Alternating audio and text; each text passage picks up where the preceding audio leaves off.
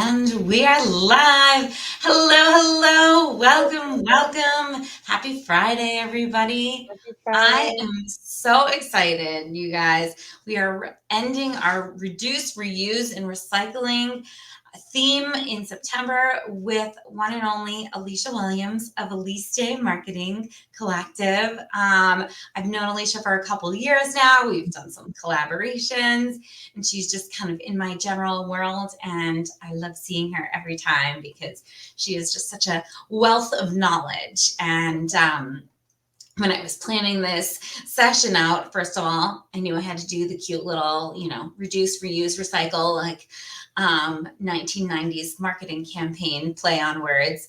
But I knew I wanted Alicia because she has just such a wonderful marketing brain where she's always kind of thinking of the bigger picture, but has those like tangible tactics to really make it fly. So today we are going to wrap up the reduce, reuse, and recycling, talking about how these tactics, everything that we've talked about with Michelle and Bethany, are really important to scale your business.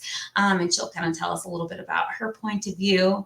But without further ado, Alicia, why don't you introduce yourself and we'll You get did an going. awesome job. You could be like, come to like every event I'm at and be my hype woman.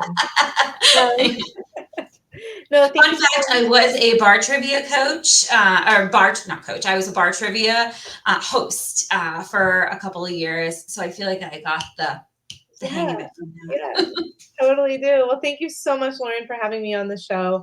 I'm really excited to be here and share whatever experience that I've collected along the way. Super high level. My company is Aliste Marketing Collective. My brother and I actually founded it, so we are a family business. And our entire marketing realm is working alongside eco conscious and purpose driven brands. That is our niche. So we serve as their fractional CMO to develop their go to market strategy and implement it for brands that are just changing the world and making waves. That lights my fire. So, yeah, that's kind of our niche and super excited to be here. Oh, I love that. And that's, I think, something that attracted me to you as well is that, a lot of the work we do at LPC2 is mission driven and people that are changing the world a little bit on a different realm with healthcare and life science. But it is that same thread of people that are just like, wow, this is so cool. You are doing amazing things. And with these people doing amazing things, it might feel like you need to tell the whole story. You need to come up with new content every time.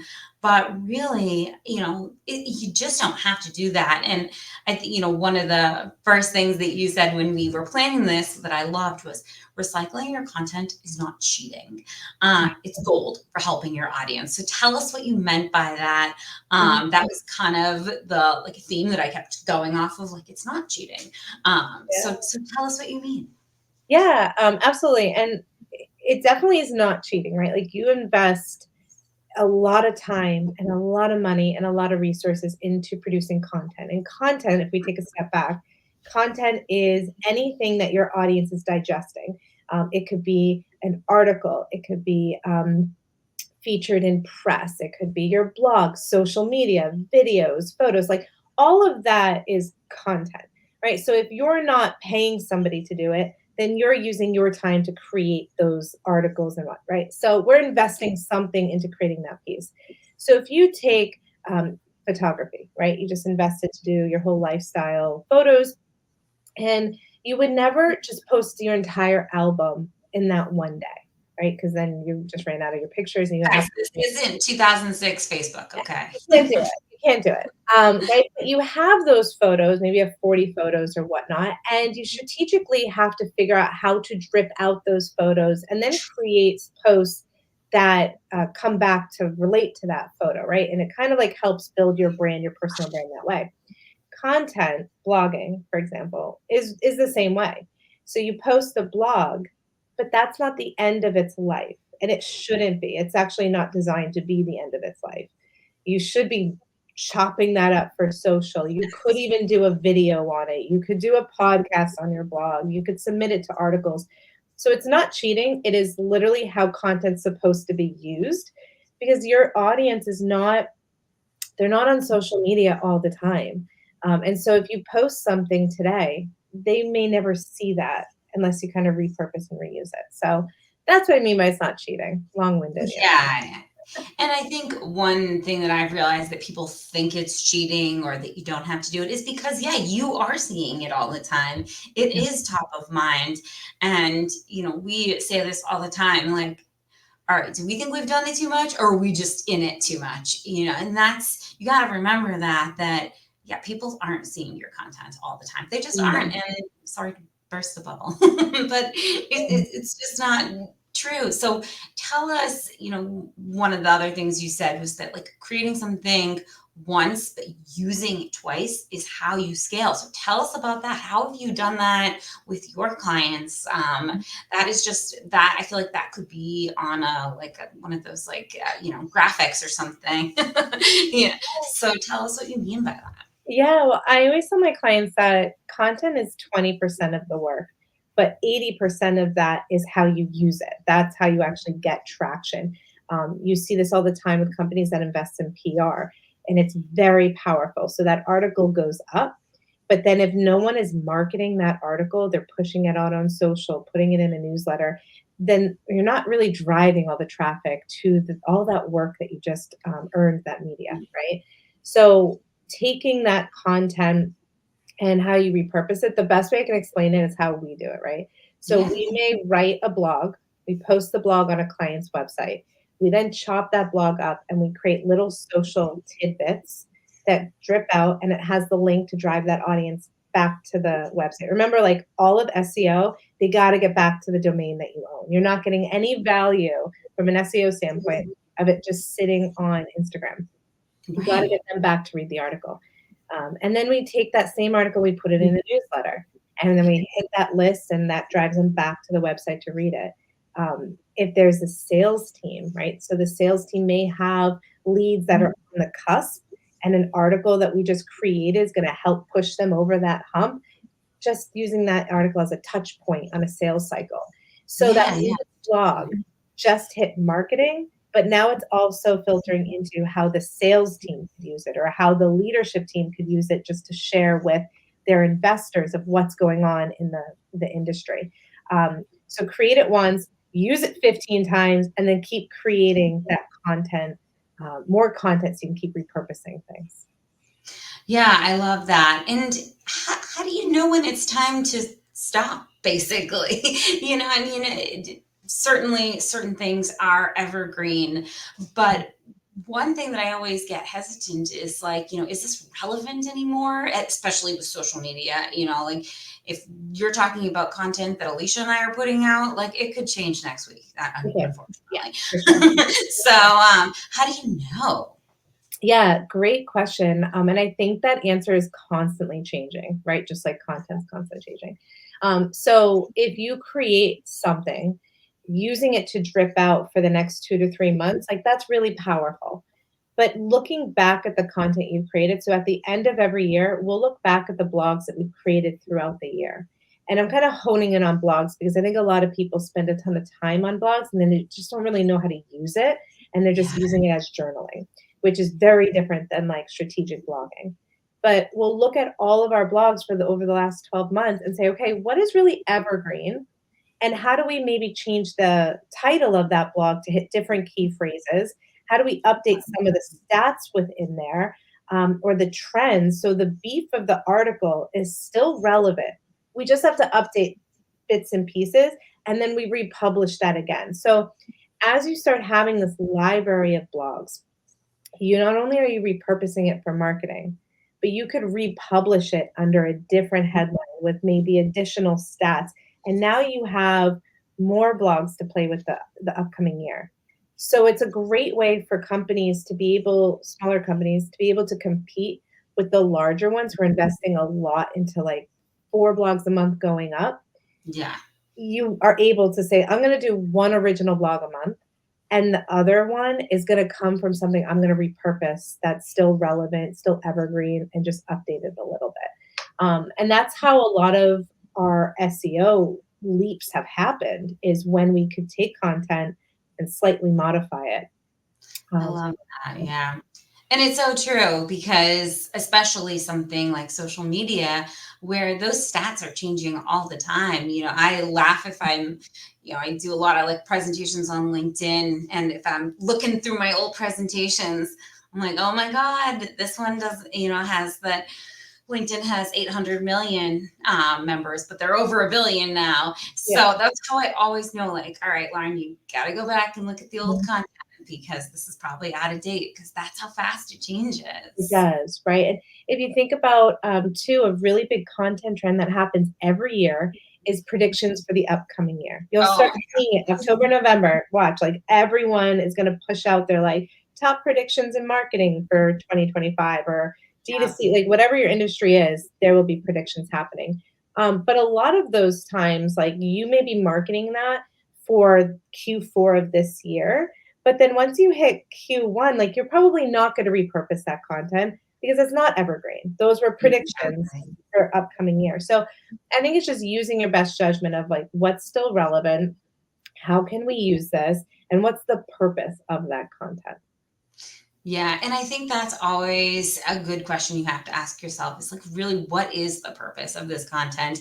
And I think you talk about that a lot is like, why are we doing this? What is this driving towards? Is there any kind of insight you can give people that might be, new to the marketing world or one marketing person running an entire team that, how do you identify that why? What should the why be? Kind of talk about that a little bit. Yeah, and I think the why is different for every different brand. So it could be the brand awareness, like taking it back down and saying, this is where we started, this is our story, this is the information that's relevant to support that story. Then you have the educational component, like establishing yourself as a thought leader.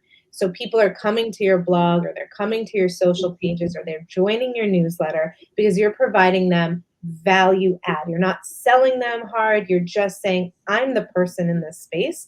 Here, And yeah. when you're ready, I'm here. Right. And then you have other goals of, I need to sell products. That is my goal. And I'm going to do it in this way. I'm going to have email blitzes and social, and I'm going to be on GMA. Like all of that is content, but why you're doing it is very different.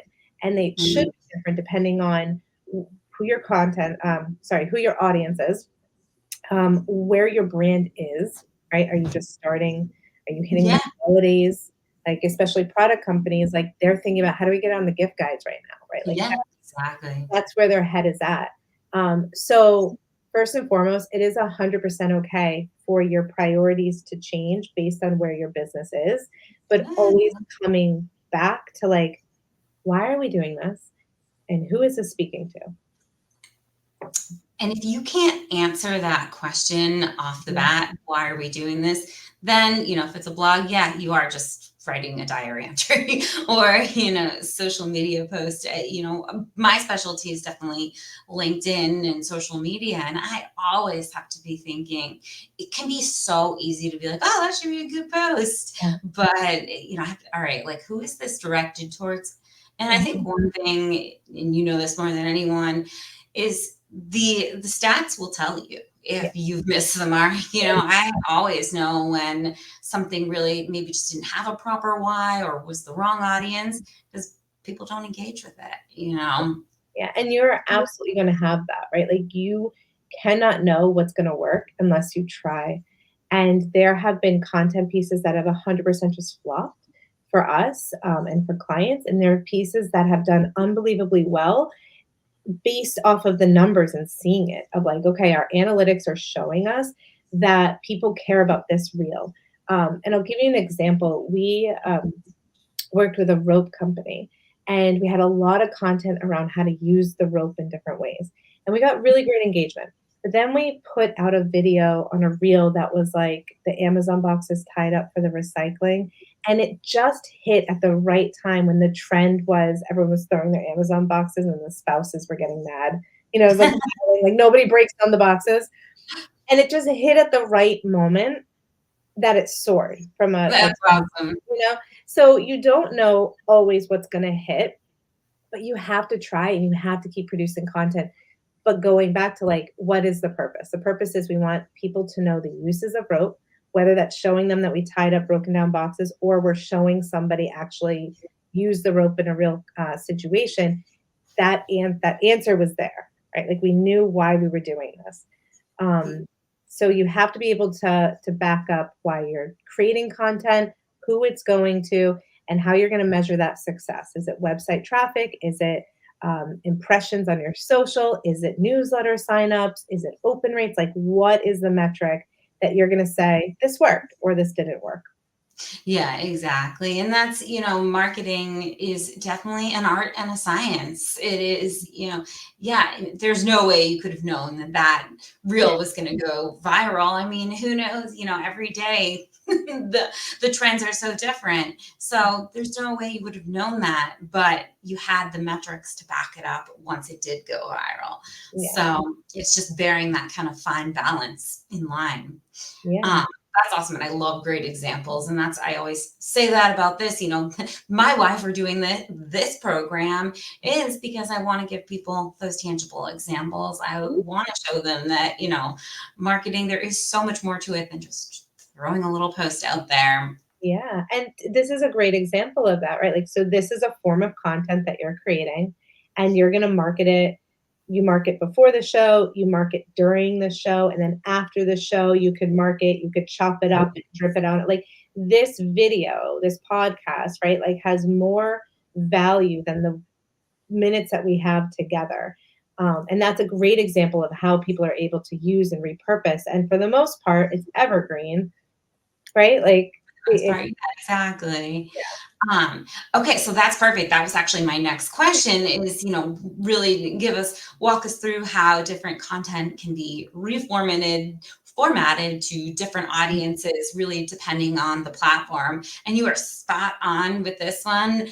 It's funny, my team and I had a chat today and we were like, all right, once Alicia's is done, we then will do the whole process. And the process is you can find this whole thing on YouTube. Then we put it into our AI generator that spits out 20 little Alicia clips Yeah. that, we're probably not going to use all of them, but Amanda on my team is going to go through and be like, all right, Lauren, here's 5 that are great. Yeah. And then maybe she'll say, you know what, this clip is good, but it would be better as a fun little graphic of her. Yeah. So that's exactly what we're doing. But tell us, I don't want to just use myself as an example all the time.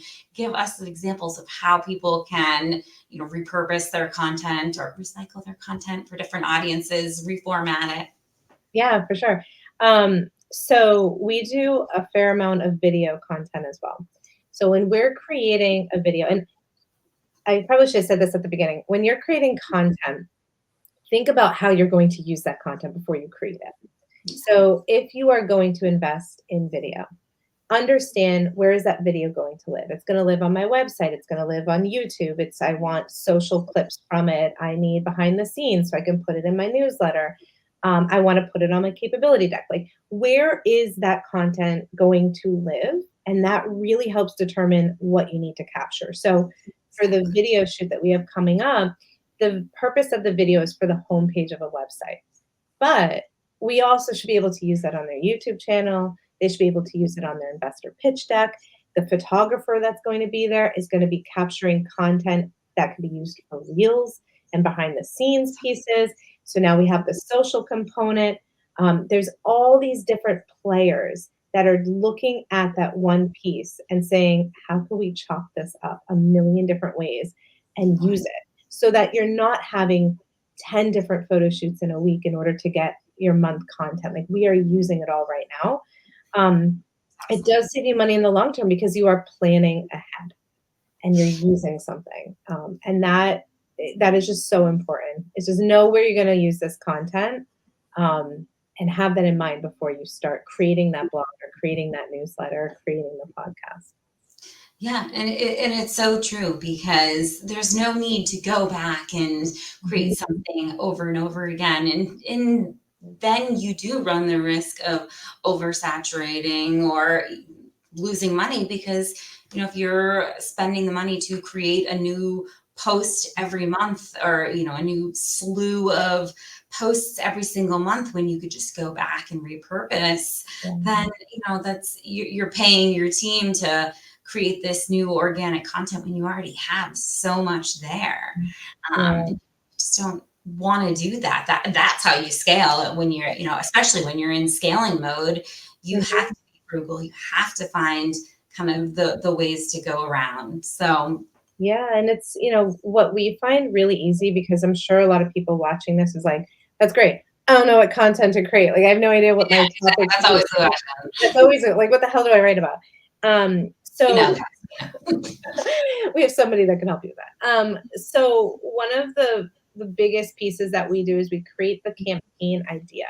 So if it is, a hotel, and we want to market that hotel, like, what's the idea? Like, we want to show people how easy it is for them to check into that hotel, how like contactless it is, right? Um, Great. So we're going to do a video to show that. This is going to be the storyboard. These are the actors that are involved. That video is going to be supported by these blog topics that we've identified are specific key phrases. Then we have these ads. So we know that we're going to need photos for the ads and copy for the ads. And then we have the social posts, and we know that we're going to need reels captured. And then we have the press part. Like, all of, think about a wheel. Your campaign is the idea, that's your topic. And then all of these other like distribution channels are just the spokes.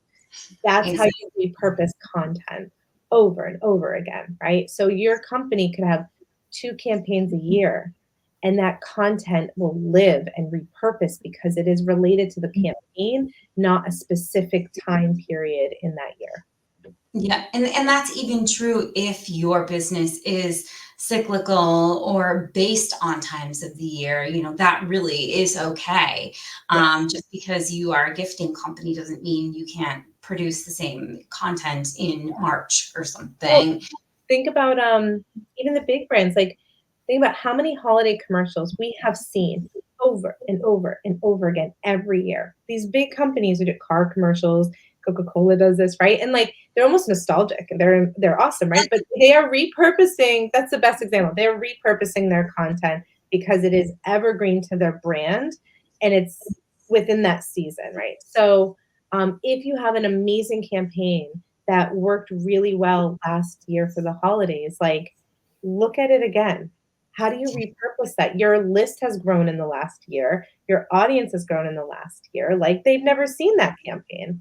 Um, Exactly. so, I mean, it's like the Cadbury Bunny ad is like the right. biggest thing I can think of. Yeah, that has been around since like Alicia and I were like children. So, and Yeah, it's no one sees that ad and thinks like, oh, I mean, and if you do, you have too much time on your yeah, hands. yeah, But, people are like, ah, it's Easter, yay. yeah, That's the other thing too, is repurposing gives people that sense of comfort and mhm, consistency too. It's not just about saving you time. yeah, Consistency is the whole purpose of marketing, is to help people remember you. yes, I would probably not remember Cadbury. It's not like Hershey's or something. That's the truth, is, I'd probably never remember that if I didn't have that image of the bunny yeah, in my that head. constant reminder. Yeah, for sure. Yeah. Exactly. Any other words of wisdom or piece of advice for, a marketing team that is feeling super strapped or overwhelmed, or, the one man shop that is like, yeah, all I can do, guys, is put out like one post a week. Any words Yeah. of wisdom? Yeah, don't try to do everything, and stress yourself out. When I'm saying of like, oh, there's a hub and there's a wheel, like, know that one person isn't doing all of those things, right? Like, I'm not creating a video and writing a blog. Like, my team is doing that. So if you are a one person show doing it, take a small bite and just start creating. So if your audience is on Instagram, just start there. Like, start creating the content that you have. Create the video and just chop it up into different reels. Write a newsletter. Like, if your audience has a really great relationship with you via newsletter, then write a blog and put it in a newsletter. Like, just start small, and then when you get comfortable with that, then add more. The other is automation. Automation is fantastic. I'm sure Bethany, like, geeked out on this too, right? Like, Mm, automation is so important for being able to, really scale without hiring more people.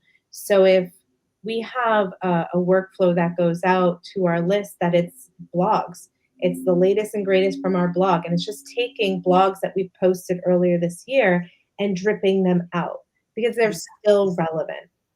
So think about how you could take your blog and your newsletter and just use those two. And then as you're comfortable, you layer on more. I Start love that. Yeah. And that's a perfect place to stop. Well, thank you, Alicia, small. so much. This has been wonderful. This truly, this series of reduce, reuse, and recycling is everything I dreamed for this LinkedIn Live podcast, whatever I'm calling it. My show here is, these unique perspectives on really important marketing and communications tactics, bringing in experts in my world. So this was beautiful. Thank I'm you so so much. happy. Next month, we are going to be talking about sharing your message as like case studies and testimonials. So, and really how to boast about yourself online when we know it feels super uncomfortable to everybody. So that's the next month's topic. And Alicia hit the nail on the head. At the end of the year, we're going to be talking about predictions for next year. So stay tuned for all the great content. Alicia, thank you so much. Thank And you. everybody, stay tuned for October's content. Thank you. Bye.